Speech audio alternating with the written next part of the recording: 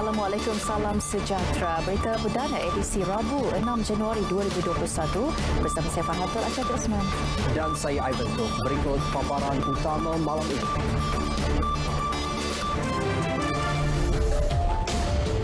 Lebih proaktif salur bantuan kepada penduduk terjejas di pedalaman. Titah yang ditenagung kepada pihak berkuasa. Banjir di pantai timur semakin serius. Kelantan catat pertambahan ketara penduduk di pusat pemindahan sementara.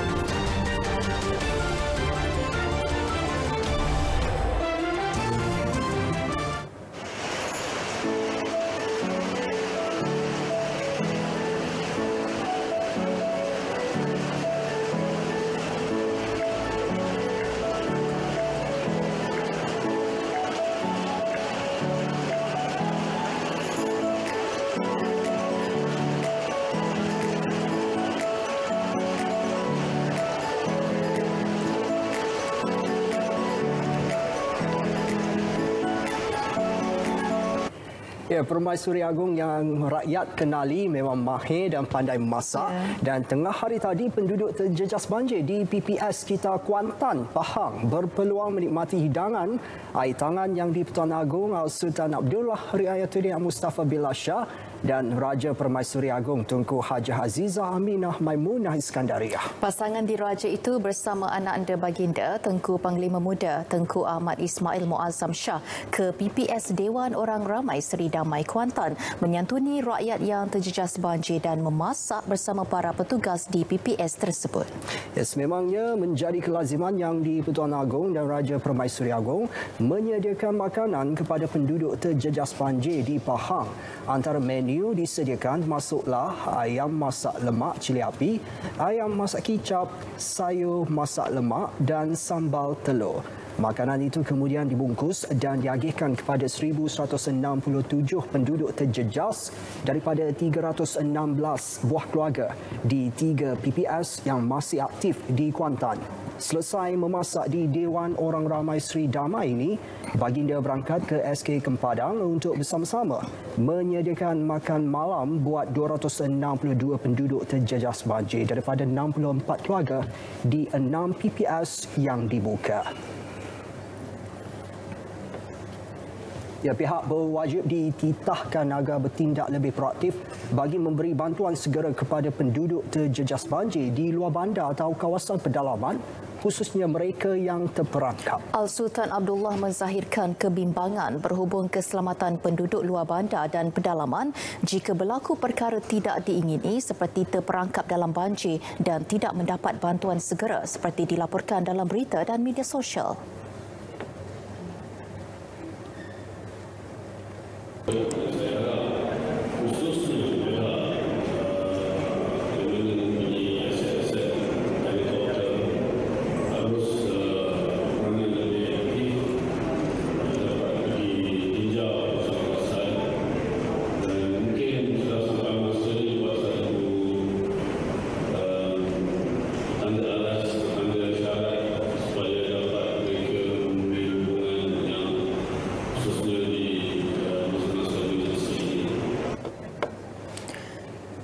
Seri Paduka Baginda berkenan meluangkan masa menyantuni penduduk terjejas banjir yang ditempatkan di Pusat Pemindahan Sementara PPS Wisma Belia, Kuantan. Semasa lawatan ini, Baginda berkenan beramah mesra dan mengurniakan sumbangan kepada penduduk terjejas bagi meringankan beban ditanggung. Kira-kira 180 orang penduduk terjejas banjir daripada 43 keluarga berpindah ke PPS ini. Sejak Isnin lalu, Tentera Udara Diraja Malaysia TUDM sudah mengatur gerak aset dan anggotanya untuk menghantar lebih 1 tan bekalan makanan dan barangan keperluan asas ke kawasan terjejas banjir menerusi Op Murni di Pahang. TUDM turut melaksanakan penerbangan ihsan bagi membawa warga emas dan bayi ke tempat selamat dari kawasan banjir. Kenyataan bahagian perhubungan awam TUDM menyebut pasukan itu mengatur gerak helikopter EC-725AP dari Pangkalan Udara Kuantan untuk menghantar bekalan makanan ke kawasan terputus hubungan laluan darat di daerah Lipis dan Termeloh.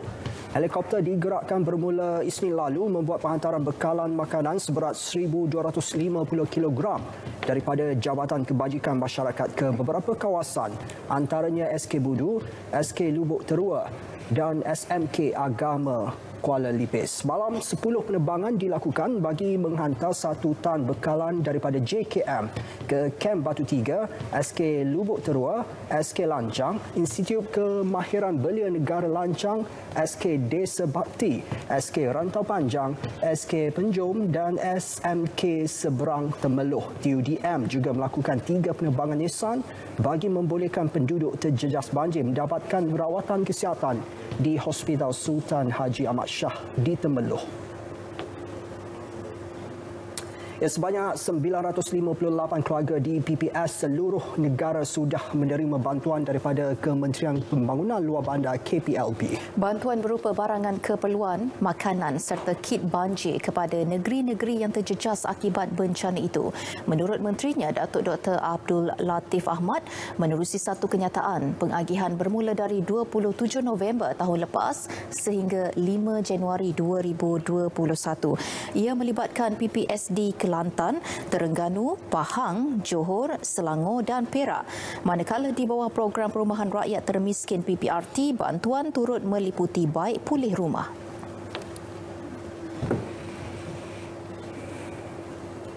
Hari ini situasi banjir di Pantai Timur semakin serius berikutan hujan lebat dan paras air sungai semakin meningkat. Portal Info Bencana JKM melaporkan setakat 7 malam tadi 29,659 penduduk terjejas daripada 7,866 keluarga telah dipindahkan ke 356 PPS di 5 negeri. Jumlah itu lebih tinggi berbanding kira-kira 24,000 orang petang semalam. Kelantan mencatatkan penambahan ketara berbanding negeri lain dan kita ikuti statistik penduduk terjejas mengikut daerah.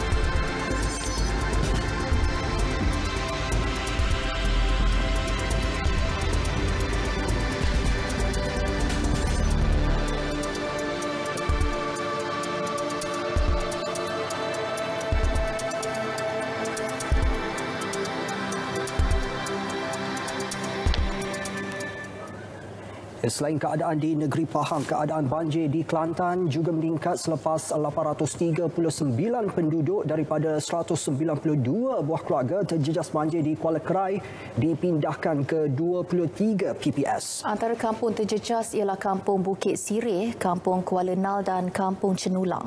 Tinjauan RTM bersama Ketua Balai Bomba dan Penyelamat Kuala Krai Muhammad Rizwan Arafi Pairaimin mendapati rata-rata penduduk peka dengan arahan pihak berkuasa untuk berpindah awal.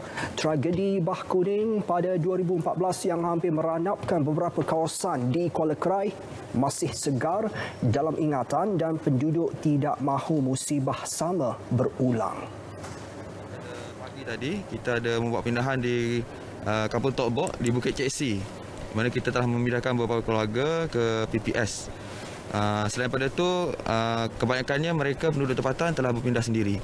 Dan pihak berkuasa juga seperti APM, polis dan kami sendiri bomba akan sentiasa memantaulah di seluruh kawasan yang dikatakan bahaya ini untuk kena pasti lagi apa-apa keadaan air semasa. Sementara itu, tinjauan di PPS Kampung Cucuh Puteri mendapati penduduk terjejas banjir. Rata-rata tidak menyangka air naik begitu cepat. Air tengah naik, kita mari tu. Air tengah naik, hujan lebat, hujan sejak petang hari pukul 7. Kita mari tembok pukul 7 malam. Berarti bahasa tu, kata hujan lebat lepas tengah malam, kata naik air. Lepas tu ya Allah ngerti. Kita lepas gorek kat hujan, berok kat. Papa kecegoh. Alhamdulillah lah semalam penduduk tepi sungai yang melibatkan banjir tu dia pindah awal lah. Air tak ada besar sangat dia pindah. Cuma lepas dia mau pindah ke pusat pemindahan tu, air tu naik tu. Alhamdulillah semuanya selamat lah, alhamdulillah.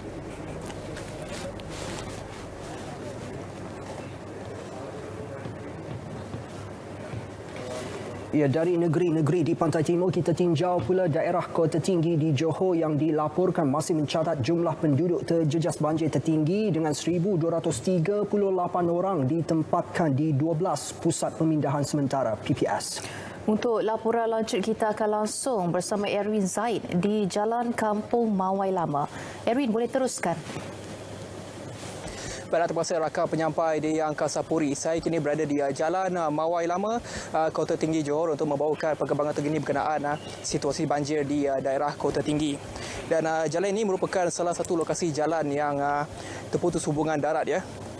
Dan berpandukan kepada maklumat terkini oleh Sekretariat Jawatankuasa Pengurusan Bencana Daerah, sehingga kini jalan ini masih lagi ditutup kepada semua jenis kenderaan, di mana tiada kenderaan boleh melalui jalan ini. Dan jalan ini merupakan jalan utama yang menghubungkan Jalan Kota Tinggi Mersing ke Kampung Mawai Lama yang terletak di dalam jalan yang ditenggelami air ini ya. Dan gambaran di sini air sungai melimpah ke atas jalan ini dan mengalir dari arah kanan ke kiri saya. Dan dari sudut cuaca di sini masih lagi mendung dan tiada hujan kelihatan. Dan apa yang saya boleh gambarkan pada ketika ini ialah suasana banjir di sini semakin surut, di mana sepanjang sejam saya berada di sini sebentar tadi air banjir melimpahi hampir keseluruhan jalan ini. Dan di mana seperti anda dapat lihat sekarang air banjir sudah surut menuju ke belakang saya. Jadi ini merupakan salah satu berita yang gembira buat keadaan banjir di daerah ini. Baiklah, sekian saja laporan saya dari Jalan Mawai Lama, Kota Tinggi Johor. Kita kembali semula kepada rakan tugas di Angkasa Puri. Silakan. Baik, Erwin Zaid, terima kasih. Mayat pelajar Universiti Malaysia Pahang UMP Ukai Iskandar Zulkarnain, 23 tahun yang hilang di bawah arus di Kampung Gintung, Jerantut ditemukan pada pukul 9 pagi tadi. Sebelum ini, mayat bapa mangsa Zulkarnain hitam, kaki tangan pejabat hutan Jerantut ditemukan beberapa jam selepas kejadian mereka dihanyutkan banjir Ahad lalu. Komando Operasi Jabatan Bomba dan Penyelamat Malaysia Pahang, Rosdi Mustafa berkata, mayat Ukai Iskandar ditemui dalam keadaan sempurna kira-kira 5 meter dari lokasi kejadian. Mayat mangsa kemudian diserahkan kepada pihak polis dan dibawa ke hospital untuk tindakan susulan. Dalam kejadian kira-kira pukul 10.30 malam itu, mangsa bersama bapa dan 2 adiknya berjalan meredah banjir ke sebuah rumah di Kampung Sokti. 2 adiknya berusia 13 dan 15 tahun bagaimanapun berjaya menyelamatkan diri. Kematian terbaru itu menjadikan korban banjir kepada 5 orang.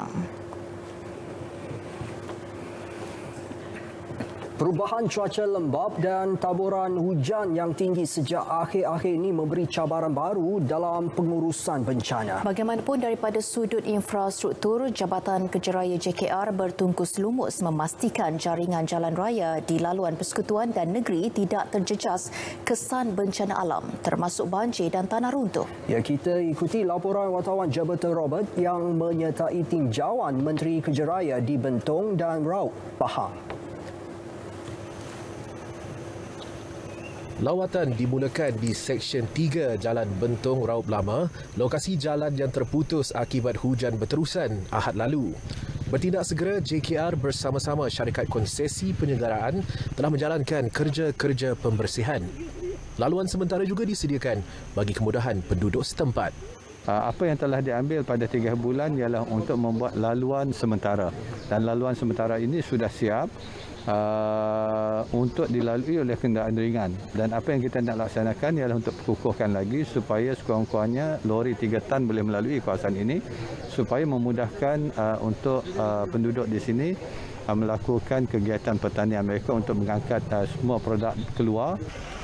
Tambahnya, kerja-kerja pembaikan cerun menelan belanja RM3 juta dan dijangka siap dalam tempoh 5 bulan. Tinjauan diteruskan ke lokasi kedua, melibatkan struktur jambatan Jalan Lecar Dong di Raup Pahang. Jambatan itu runtuh kira-kira 6.30 petang Ahad lalu akibat hujan lebat dan arus deras. Justru Kementerian Kerja Raya akan memastikan perancangan infrastruktur seperti jambatan akan mengambil kira faktor perubahan cuaca. Tapi yang lebih mencabar sekarang ni ialah keadaan apa yang dikatakan extreme weather disebabkan perubahan climate change. Dan ini akan diambil dalam kita merancang pembangunan pada masa depan dan juga melihat pada infra yang sedia ada. Bagaimana kita nak memastikan the sustainable development ini dapat kita laksanakan. Satu jambatan Bailey Bridge atau jambatan konkrit sementara akan dibina dalam tempoh 24 jam dengan kerjasama Angkatan Tentera Malaysia dan Agensi Pengurusan Bencana NADMA. Laluan Persekutuan 218 atau FT218 menghubungkan Pekan Bentong dan Raup kini terputus akibat tanah runtuh, dan di belakang saya jambatan Lecar, Kampung Lecar di Raup juga telah pun terputus hubungan. Ini menyukarkan urusan harian lebih 500 penduduk yang terperangkap di seberang sana dan tentunya menjejaskan aktiviti perniagaan agro seperti perniagaan durian musang king dan juga nangka madu. Koordinasi Kementerian Kerja Raya bersama agensi-agensi berkaitan termasuk PBT dan juga pihak kontraktor adalah penting demi memastikan penyelesaian yang efektif dan memastikan jalan ini dapat digunakan sebagai alternatif ketika Lebuh Raya Pantai Timur atau LPT1 dilanda banjir. Laporan Jabatan Robert untuk Berita RTM. Baik, sebelum kami teruskan dengan laporan berikut, kita ikuti dahulu laporan cuaca. Kita ke Malaysia bersama pegawainya Farha Abdul Halim. Silakan. Baik, terima kasih Ivan dan Farhato di Angkasa Puri. Assalamualaikum dan selamat malam kepada semua penonton. Bersama saya Farha Halim dari Met Malaysia untuk perkembangan cuaca pada malam ini. Kita perhatikan terus kepada amaran cuaca peringkat buruk iaitu hujan lebat yang sedang berlaku dan dijangkakan akan berterusan berlaku di negeri Kelantan, masih lagi berkuat kuasa sehingga ke hari esok 7 hari bulan, dan juga amaran peringkat waspada juga masih lagi berkuat kuasa melibatkan negeri Kelantan sebahagian daripada bahagian perairan negeri Kelantan sehingga ke 7 Januari. Tidak terkecuali juga amaran peringkat waspada iaitu hujan yang dijangkakan akan berlaku melibatkan negeri Terengganu, Pahang dan juga di bahagian Johor Timur ini sehingga ke 9 Januari, dan juga amaran peringkat waspada bagi negeri Sabah iaitu melibatkan bahagian Kudat dan juga Sandakan sehingga ke 6 Januari. Keadaan hujan lebat ini berpotensi untuk menyebabkan banjir di hampir keseluruhan kawasan yang berkedudukan rendah dan juga kerosakan struktur-struktur bangunan. Oleh demikian, kami menasihatkan penduduk setempat agar sentiasa berwaspada pada ketika ini kerana jika diperhatikan kepada paparan hujan pada malam ini, keadaan hujan yang masih lagi berterusan berlaku di negeri Kelantan dan juga di negeri Terengganu ini dijangkakan akan mula memasuki dan bergerak masuk ke bahagian daratan sehingga ke utara semenanjung Malaysia, iaitu melibatkan pedalaman negeri Kedah, negeri Pulau Pinang dan juga pedalaman negeri Perak.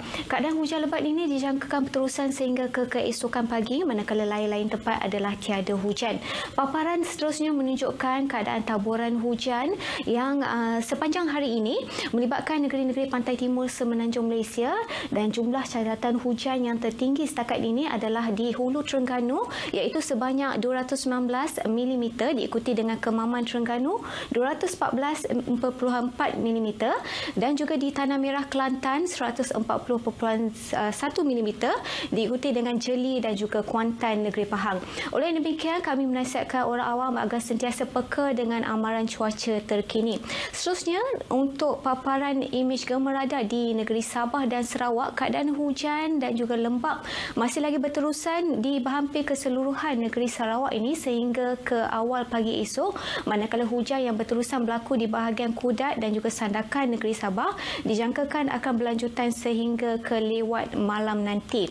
Tidak terkecuali juga amaran peringkat untuk keadaan laut iaitu angin kencang dan laut gelora yang sedang berlaku di perairan rantau negara kita telah pun dikemas kini kepada kategori ketiga yang turut melibatkan perairan Kelantan, Terengganu, Pahang dan juga Johor Timur sehingga ketinggian ombak yang boleh mencecah lebih daripada 4.5 meter dan juga kelajuan yang mencapai lebih daripada 60 km sejam.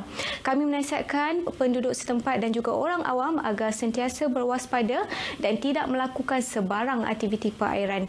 Sekian saja informasi cuaca untuk kali ini. Seterusnya kita lihat paparan ramalan hujan bagi bandar-bandar utama di seluruh Malaysia sepanjang hari esok. Sekian dari saya. Assalamualaikum.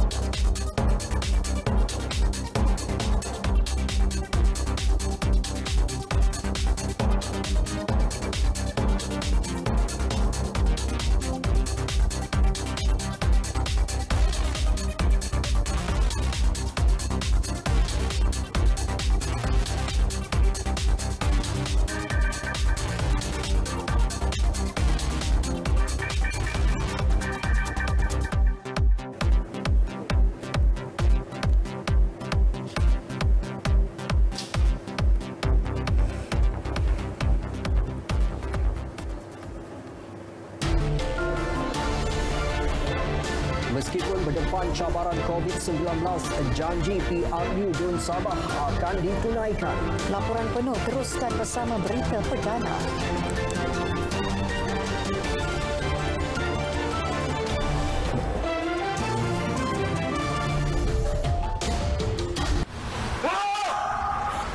Kapan? Dia menagih ni. Hei! Aku dah tak menagih lagi ya. Kau apa hal? Datuk nak gaduh ah. Kau apa hal? Kau memang mesti pasal Kau tu penagih jelah.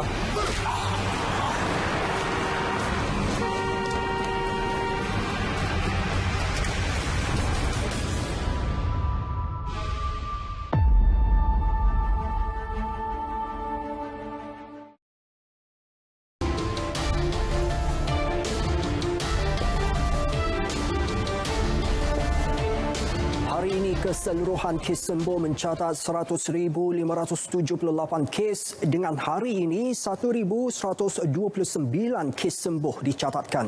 Kes baru pula meningkat kepada 2,593. Merekodkan jumlah harian tertinggi menjadikan keseluruhan kes 125,438. 4 kematian dilaporkan hari ini dan berikut data terkini COVID-19 diikuti kes positif harian mengikut negeri.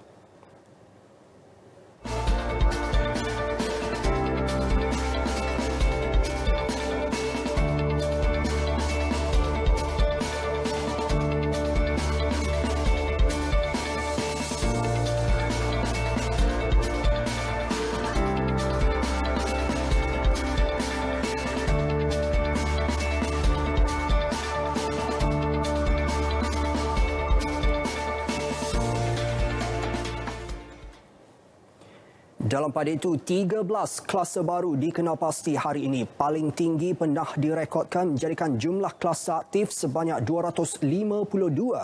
Menurut Ketua Pengarah Kesihatan Tan Sri Dr. Noor Syam Abdullah, daripada 13 kluster baru, 4 dikesan di Selangor, 4 lagi di Johor, 3 di Kuala Lumpur dan masing-masing 1 di Sabah dan Melaka.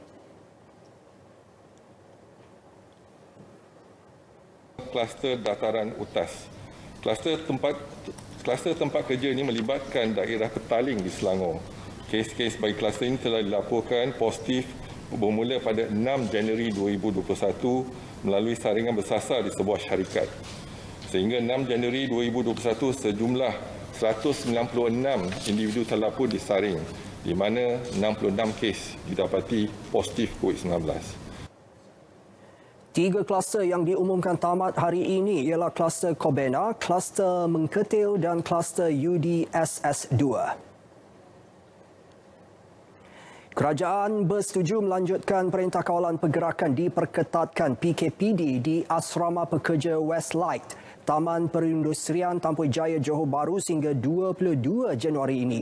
Menteri Kanan Pertahanan Datuk Seri Ismail Sabri Yaakob menerusi kenyataan media memaklumkan ia berikutan kadar kebolehjangkitan COVID-19 dalam kalangan penghuni di asrama itu masih tinggi. Setakat ini 555 kes positif direkodkan daripada 1,303 ujian saringan yang dijalankan. Dalam pada itu, Datuk Seri Ismail Sabri memaklumkan kerajaan bersetuju untuk melaksanakan Perintah Kawalan Pergerakan Bersyarat PKPB di Submukim Ipoh Perak bermula esok sehingga 20 Januari. KKM mengesahkan terdapat 106 kes positif COVID-19 telah dilaporkan secara bertaburan di dalam Submukim Ipoh. Daripada jumlah itu, sebanyak 89 kes adalah daripada jangkitan tempatan yang dilaporkan dalam tempoh 14 hari.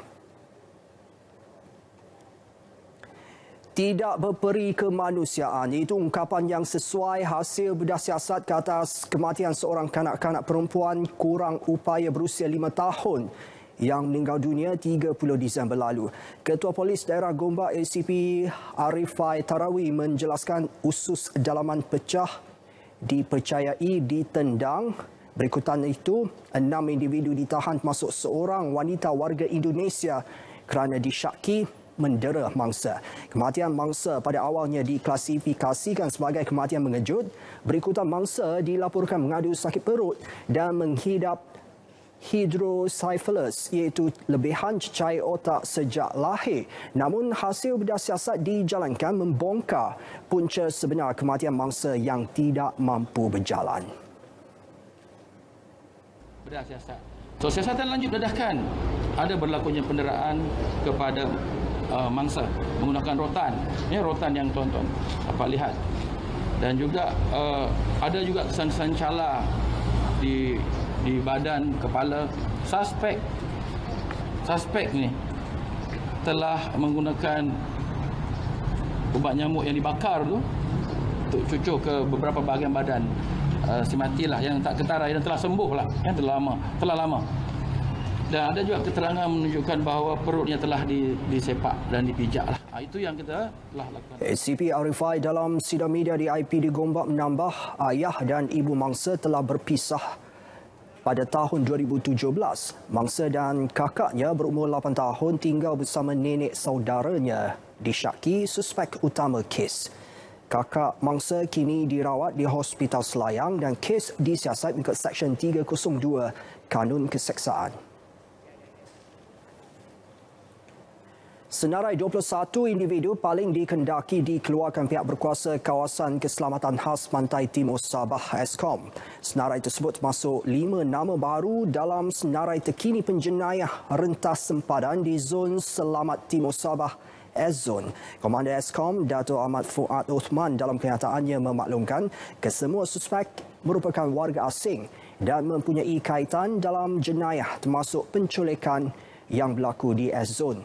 5 suspek baharu yang disenaraikan ialah Jabs, Elias Mujafar Sawajan, Mujamar Sawajan, Mundi Sawajan, Wahab, Elias Talib serta Barah Udung Elias Elvin. Nama lain yang disenaraikan ialah Apo Mike, Elias Manjan Sahijan, Al-Munjayadah, Salib Murah, Radeng Abuh Sambas Parisko dan Basarun Arok. Senarai dikendaki itu dikemas kini setiap 6 bulan. Terdapat 5 nama dikeluarkan daripada senarai sebelum ini kerana 3 daripadanya ditembak mati dalam pertempuran dengan pasukan keselamatan Filipina, manakala 2 lagi ditangkap dan menyerah diri. Tan Sri Anwar Musa menerima keputusan pemecatan beliau sebagai Setiausaha Agung Barisan Nasional BN yang dibuat Pengerusi BN Datuk Seri Dr. Ahmad Zahid Hamidi semalam. Percaya yang beliau sudah melakukan tugas sebaik mungkin, Tan Sri Anwar mengucapkan terima kasih atas kesempatan yang diberi kepada beliau untuk berkhidmat sejak 16 Mac lalu. Dan bercakap dalam sidang media khas di Putrajaya, Ketua UMNO bahagian Ketir itu menegaskan tugas sebagai Setiausaha Agung BN hanya boleh dilaksana dengan baik jika wujud perasaan saling meyakini dalam kepimpinan parti. Saya akan kekal beristiqamah, berpegang kuat kepada segala keputusan parti serta prinsip dan asas penubuhan parti itu sendiri, iaitu menyatupadukan orang Melayu dan umat Islam serta bekerjasama dengan sahabat-sahabat semua kaum. Saya juga berpegang kuat kepada keyakinan MN, BN dan PN yang telah membentuk muafakat sebelum ini sepatutnya terus diperkokohkan. Saya akan terus berjuang atas wadah perjuangan UMNO dan akan terus menyumbang ke arah UMNO yang bermaruah, UMNO yang berintegriti dan UMNO yang kekal memimpin penyatuan ummah dan menunjangi permuafakatan nasional. Pendirian Tan Sri Anwar telah dimaklumkan kepada Datuk Seri Dr. Ahmad Zahid melalui aplikasi WhatsApp pukul 1.51 petang semalam. Jawatan Setiausaha Agung BN kini digantikan dengan Datuk Seri Ahmad Maslan. Dalam perkembangan yang sama, Ketua UMNO bahagian Semberong, Datuk Seri Syamsuddin Tun Husin berharap ahli-ahli Majlis Kerja Tertinggi MKT UMNO akan membuat keputusan terbaik pada mesyuarat malam ini bukan semata-mata demi kebaikan masa depan parti, lebih utama aspek kebajikan rakyat yang masih terhimpit dalam situasi pandemik COVID-19 ketika ini. Menerusi kenyataan media, Datuk Seri Syamsuddin menegaskan harapan rakyat kepada para pemimpin parti dalam kerajaan hari ini perlu menjadi keutamaan melampaui kepentingan politik. Ketika negara masih berperang dengan COVID-19, tanggungjawab yang digalas para pemimpin UMNO dalam mengemudi Kementerian Kesihatan, Kementerian Pertahanan serta Kementerian Sains, Teknologi dan Inovasi memerlukan fokus sebaik mungkin. Ia bagi memastikan perkhidmatan terbaik dapat diberi kepada rakyat. Justru sebarang perkara yang boleh merencatkan usaha tersebut perlu diketepikan. Gabungan Rakyat Sabah GRS akan tunaikan janji PRU Dun Sabah walaupun berdepan cabaran getir susulan penularan pandemik COVID-19. Itu ikrar Ketua Menteri Datuk Seri Haji Noor sempena genap 100 hari GRS menerajui kerajaan negeri hari ini. Datuk Haji mengangkat sumpah sebagai Ketua Menteri Sabah ke-16 pada 29 September 2020 menegaskan GRS telah menggariskan aku janji berdasarkan 9 teras utama dalam PRU berkenaan, ia termasuk hak Sabah, infrastruktur, ekonomi, pekerjaan, perkhidmatan awam, kesihatan dan kesejahteraan, pendidikan dan modal insan, keselamatan serta pembangunan belia dan wanita. Dalam tempoh 100 hari kita di dalam kerajaan, perancangan-perancangan yang berpandukan aku janji ini telah kita rangka dan sedang dalam pelaksanaan. Masalah yang kita hadapi apabila kita membentuk kerajaan yang baru ini menghadapi cabaran pandemik COVID-19 telah memperlahankan pelaksanaan program-program yang telah kita rancang ini.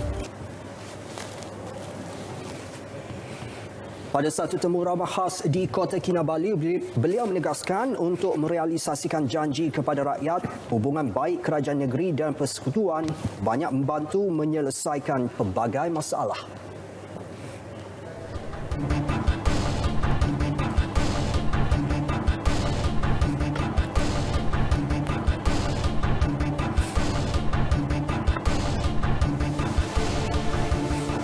Tarikh Tarikh pembayaran bantuan prihatin nasional 2.0 fasa kedua akan diumumkan dalam masa terdekat. Ya, Menteri Keuangan Tengku Datuk Seri Zafrul Tengku Abdul Aziz dalam laporan laksana ke-35 memaklumkan bantuan bagi permohonan baru dan rayuan yang lulus pula dijangka disalurkan mulai bulan ini.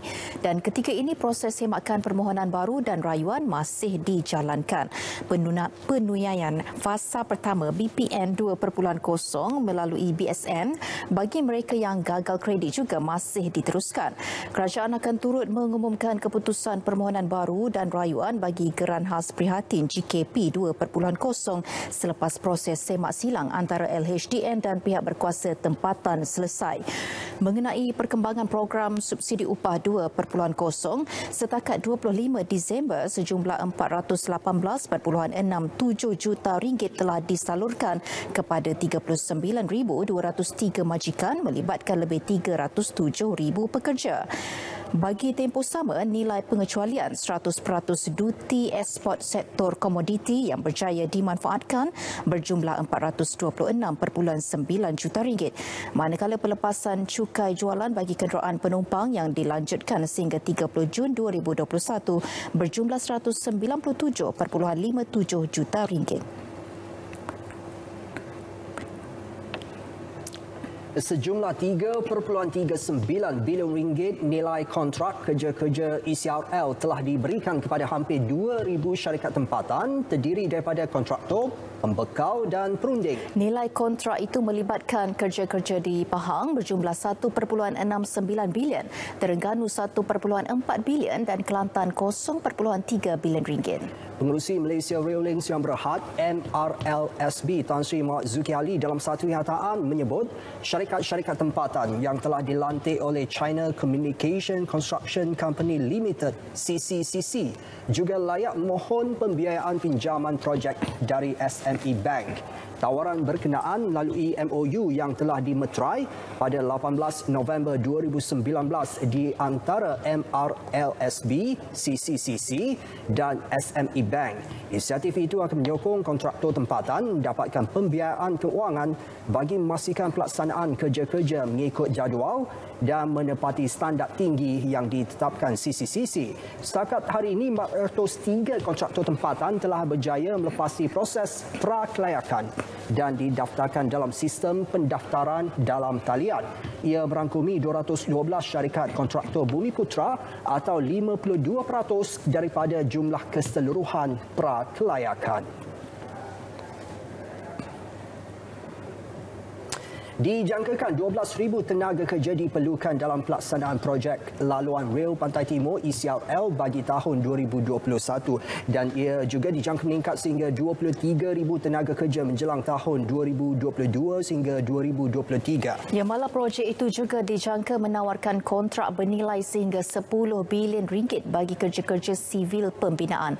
Penganalisis ekonomi Dr. Aimi Zulhazmi Abdul Rashid berpandangan projek berkenaan perlu diteruskan memandangkan ia menyumbang manfaat besar kepada ekonomi negara selain menjadi pemangkin kepada keseimbangan ekonomi terutama selepas pembatalan projek kereta api berkelajuan tinggi HSR Kuala Lumpur, Singapura. ECRL ini juga dapat membantu memperkembangkan pelabuhan Malaysia untuk menjadi lebih baik dan dapat bersaing dengan pelabuhan negara jiran. Contohnya, Pelabuhan Tanjung Lepas dan Pengerang di Johor akan mendapat faedah yang banyak seterusnya merancangkan pembangunan ekonomi Johor khususnya yang terkesan dengan pembatalan projek HSR tersebut. Beliau mengulas perkara tersebut menerusi sidang video. Berita perdana kita teruskan dengan segmen sukan bersama Syairul Islam. Silakan.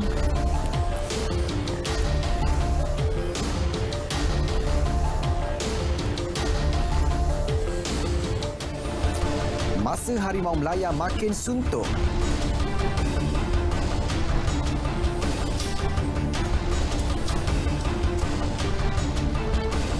United mula cakap besar.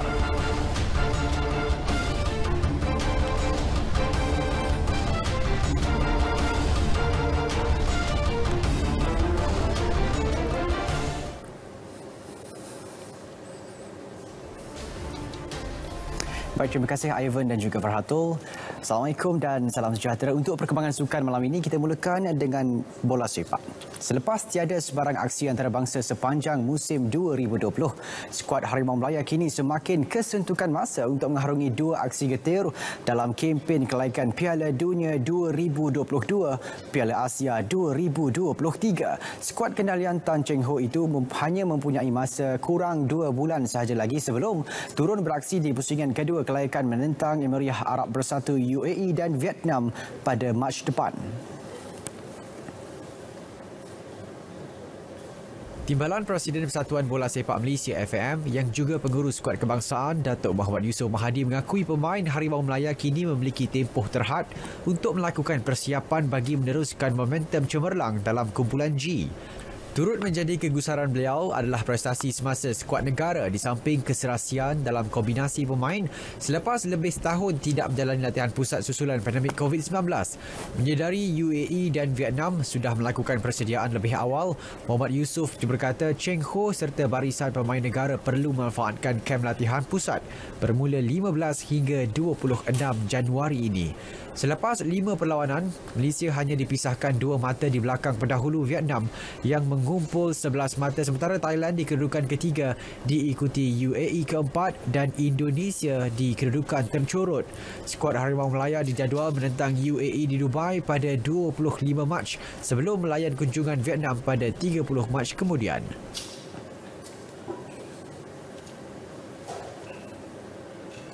Baik, 2 syarikat pengeluar kenderaan cekap tenaga dan teknologi hijau Go Auto Group dan Flumen Holdings yang Berhad diumumkan sebagai pemilik baharu pasukan Kedah Darul Aman FC atau KDAFC. Pengumuman ini dibuat Menteri Besar Kedah merangkap Presiden Persatuan Bola Sepak Kedah KFA Muhammad Sanusi Mat Noor petang tadi. Menurut Muhammad Sanusi, kedua-dua syarikat berkenaan akan bergabung untuk memiliki 80% saham Menteri Besar Kedah Incorporated MBI dalam KDAFC secara konsesi tertakluk kepada perjanjian. Katanya, bagi pegangan saham dalam KDAFC, kedua-dua syarikat akan menubuhkan syarikat tujuan khas SPV yang akan dimeterai kelak.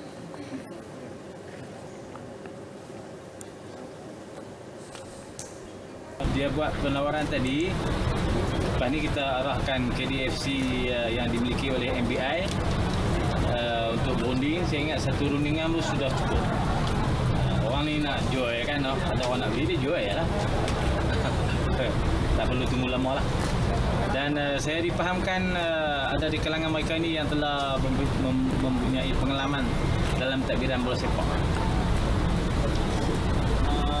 Perjalanan tu 80% tu nilai dia tetap 30 juta ataupun 24 juta. Beliau bercakap kepada pemberita selepas menghadiri program Ramah Mesra bersama generasi kedua Felda di Felda Lakar Selatan, Changlun, Kedah. Baik, kita beralih ke perkembangan Liga Hoki Malaysia. Meskipun julung kali memegang gelaran ketua jurulatih bekas pemain kebangsaan, Megat Azrafiq Megat Termizi optimis dengan keupayaannya mengendali pasukan hoki UniKL bagi musim 2021. Berbekalkan pengalaman sebagai penolong jurulatih bersama beberapa klub lain, sebelum ini cabaran mengekalkan gelaran juara bertahan buat UniKL musim ini merupakan satu cabaran baharu buat jurulatih kelahiran Johor tersebut. Walaupun beraksi tanpa pemain import pada tahun ini, UniKL masih tampil sebagai pasukan pilihan kerana memiliki 10 pemain kebangsaan. Untuk itu, Megat Azrafiq mengakui kualiti pemain yang dimilikinya banyak membantu sesi latihan yang telah berjalan selama 3 minggu. Semua orang pun tak dapat ambil import ikutan daripada pandemik ni. So, rata-rata saingan tu saya nampak semua nampak seimbang lah. Saya still ada pemain yang daripada pemain kebangsaan saya yang ada kualiti semacam Jiden, Razi. Saya ada even Syuk, former player pun. Even saya ada Ashran, Marhan. So, saya rasa diorang ni antara quality players yang ada dalam tim saya yang akan bantu saya untuk leadkan players dalam padang. UniKL telah mengadakan perlawanan persahabatan dengan TNB dan Nurin Safi 2 minggu lalu dan bakal mengadakan 2 lagi perlawanan sebelum Liga bermula minggu hadapan. Musim lalu UniKL berjaya menggondol gelaran treble bagi Piala Sumbangsih LHM serta Piala TNB sekaligus meletakkan mereka sebagai pasukan yang perlu dikalahkan pada musim ini. LHM 2021 bakal membuka tirainya bermula 14 hingga 21 Januari ini. Baik saudara, masih sukan hoki. Dalam usaha mewujudkan sebuah pasukan yang mantap, semua pemain harus bersama-sama berganding bahu dalam membentuk satu keserasian yang jitu.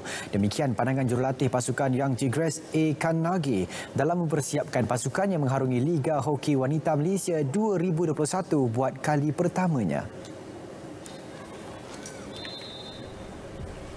Kanagi menjelaskan fokusnya ketika ini adalah memperbaiki kemahiran para pemainnya yang rata-ratanya terdiri daripada pelajar sekolah sukan serta penuntut universiti awam di negara ini. Dalam tempoh 2 minggu ni saya dah dapat apa yang saya dah mula memahami pemain juga. Pemain pun dah understanding each other, macam mana kawan dia, di mana dia perlu berlari, apa keperluan defender forward. So setiap pemain tu dah mula ada sefemahaman dalam padang. Kanagi ditemui media selepas tamat perlawanan persahabatan pasukannya menentang Sabah di Bukit Jalil yang berkesudahan seri 1-1. Tambahnya lagi, skuad Young Tigres yang diperkuatkan dengan kehadiran bekas pemain kebangsaan, Rabiatul Adawiyah Muhammad dan 5 pemain skuad Projek 2026 dilihat mampu memimpin pemain muda berdepan kempen Liga bermula 20 Januari hingga 20 Februari. Selain Young Tigres, 5 lagi pasukan yang bakal bersaing musim ini adalah juara bertahan PKS United KPT, PDRM Blue Warriors, Sabah, Mutiara Impian, MSSPP PSHA dan UniKL Ladies. Baik, kontrak atlet negara yang berada dalam program podium akan terus disambung untuk menghadapi beberapa tamasya sukan antarabangsa pada tahun ini dan tahun depan. Pengarah bahagian atlet Majlis Sukan Negara MSN, Jeffrey Ngadirin memaklumkan kontrak atlet negara yang tamat pada Disember lalu akan disambung hingga 2022. Ini sebagai persediaan menghadapi Sukan SEA 2021 di Hanoi, Vietnam, selain Sukan Commonwealth 2022 di Birmingham dan Sukan Asia 2022 di Hangzhou, China. Sukan SEA 2021 dijadual berlangsung dari 21 November hingga 2 Disember. Sukan Commonwealth 2022 pada 28 Julai hingga 8 Ogos. Manakala Sukan Asia 2022 bakal diadakan dari 10 hingga 25 September. Menurut Jeffrey, pihaknya mahu atlet program podium terus memberi fokus kepada latihan masing-masing. Namun MSN juga sentiasa membuat penilaian semasa bagi memastikan mereka yang layak sahaja kekal dalam program berkenaan. Mengulas lanjut, beliau memaklumkan jumlah sebenar atlet yang berada dalam program berkenaan hanya akan dapat diketahui selepas mesyuarat jawatan kuasa kerja dengan kesemua persatuan sukan kebangsaan bulan depan. Saudara, paparan itu mengakhiri berita sukan untuk malam ini. Saya Syahrul Islam. Kita teruskan bersama Ivan dan juga Farhatul dalam segmen Hashtag. Terima kasih.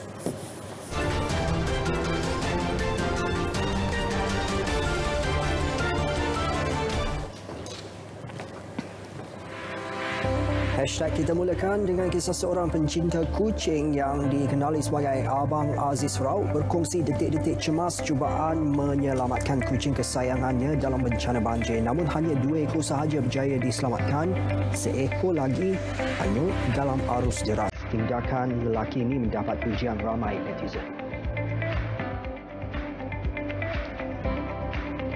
Ini pula tular sebuah video yang dimuat naik di laman Twitter oleh Anthrax memaparkan tindakan seorang lelaki yang melakukan tindakan berbahaya. Lelaki berbaju putih ini menggunakan jalan pintas di sebuah landasan kereta api yang dilihat amat membahayakan hingga membuat netizen kecut perut menonton video ini. Video meraih lebih 159,000 tontonan.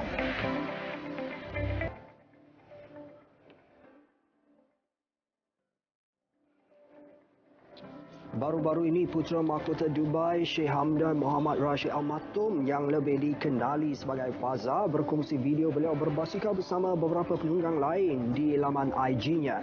Namun apa yang mencuri perhatian netizen adalah gelagat beberapa ekor burung unta di tepi jalan yang ikut berlari seolah-olah sedang berlumba dengan putera itu. Video meraih hampir 1.5 juta tontonan di laman sosial.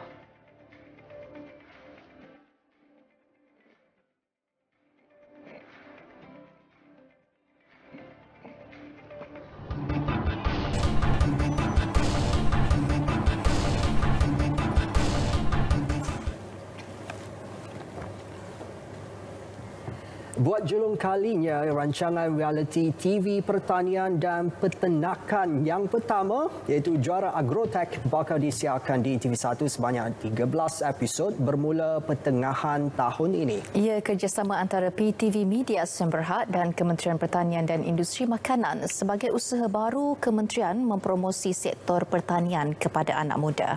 Timbalan Menterinya Datuk Cik Abdullah Maknawi berkata melalui rancangan itu ia dijangka dapat mempromosi dan menarik minat belia dan mengubah persepsi yang dianggap 3D iaitu kotor, berbahaya dan sukar.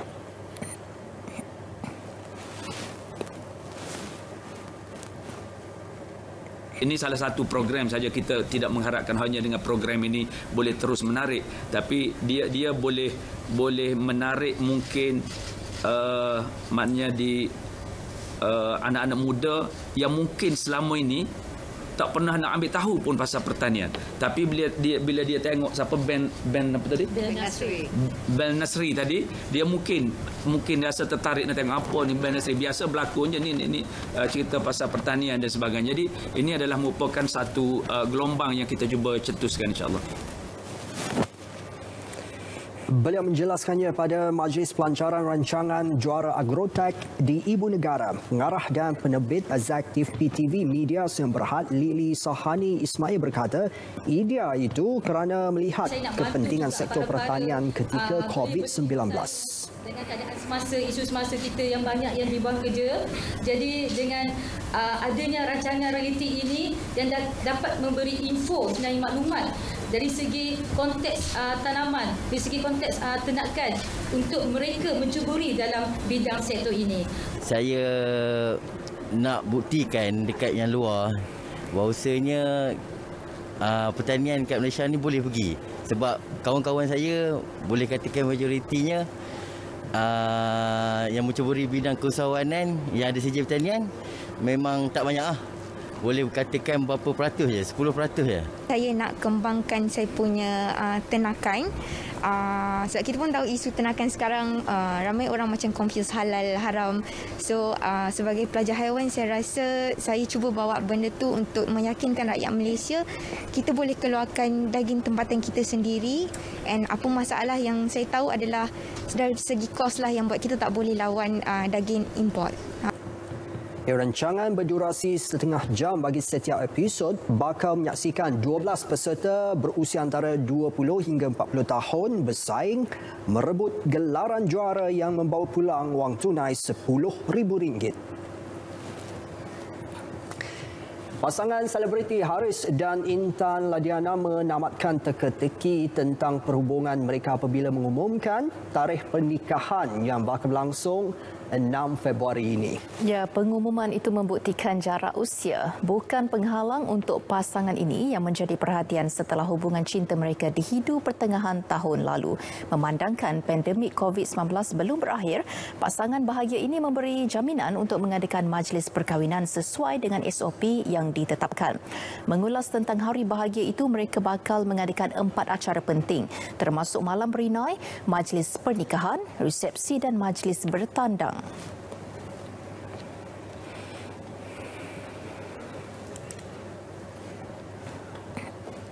Sebab kita akan menghadkan tetamu yang datang.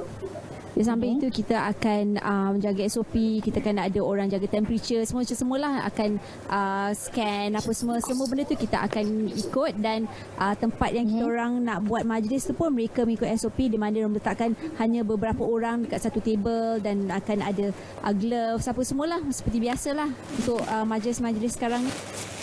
Okey, saja. Berita perdana 6 Januari 2021 berakhir di sini. Terus peka kerana COVID-19 masih ada dalam komuniti kita. Sentiasa patuh SOP ditetapkan dan amalkan norma baharu. Ya, pastikan imbas mai sejahtera di setiap premis yang anda kunjungi. Assalamualaikum. Salam sejahtera.